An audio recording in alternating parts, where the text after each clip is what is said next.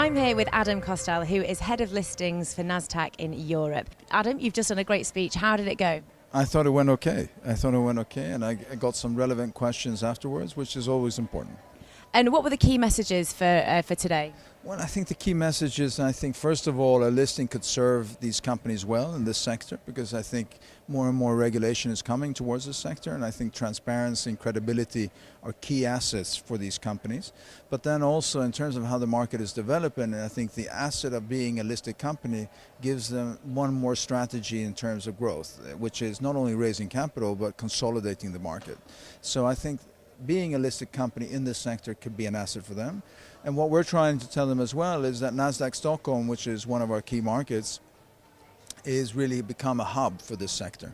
So we're not only seeing Nordic companies come to market, but we're also seeing more and more international interest to list in Stockholm. And that's what we're encouraging companies to not only explore a listing, but to explore that listing in Stockholm. So there's a lot of potential within this industry. There's a lot of potential. It's a growth sector. It's well established. Even though it's going to become more and more regulated, there are still, as we know with the US, there's still so much growth opportunity. But I think you have to be innovative. You have to have different assets in terms of for your growth strategy.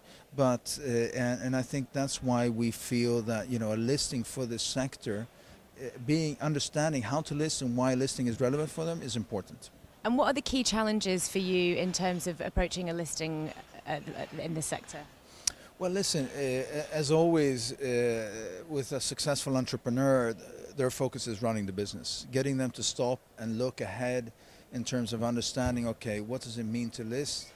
Since many of these listings are not taking place in their local jurisdictions, and Stockholm is quite unique in terms of the activity level that we're seeing, the know-how is not there. So really getting them to understand that it's not overburdening, but it's an opportunity, is something that we have to spend a lot of time with the entrepreneurs. But once they understand it, they see the value in it, and that's when they can start engaging with advisors and investors and really evaluating and assessing that opportunity. So tell me, this is obviously the first big consolidation of iGB Live. What are your first impressions?